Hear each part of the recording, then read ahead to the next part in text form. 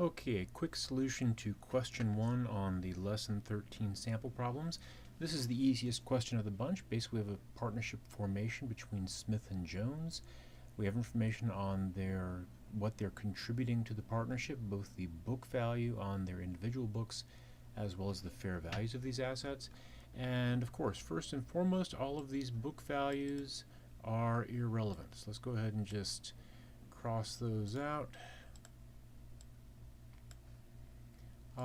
Basically, the partnership is going to record the receipt of these assets and the assumption of these liabilities at the fair values of these liabilities.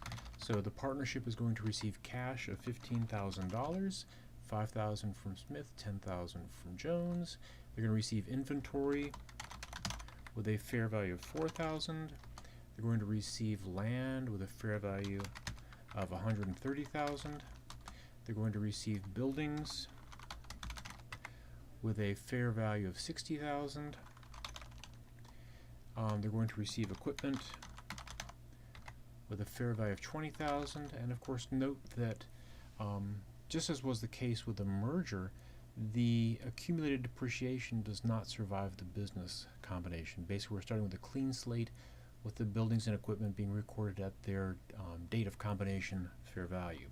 Similarly for the patents, 25,000. Okay, the partnership is also assuming some liabilities. Accounts payable, $5,000, and mortgage payable of $30,000. Okay, so these are the assets and liabilities that the partnership is acquiring or assuming.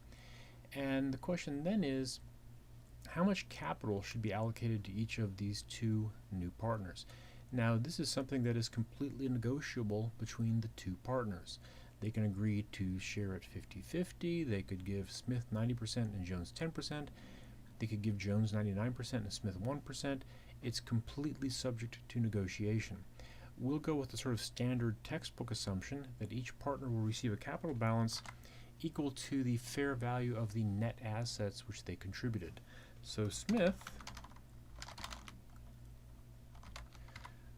contributed $139,000 in assets minus $35,000 in liabilities.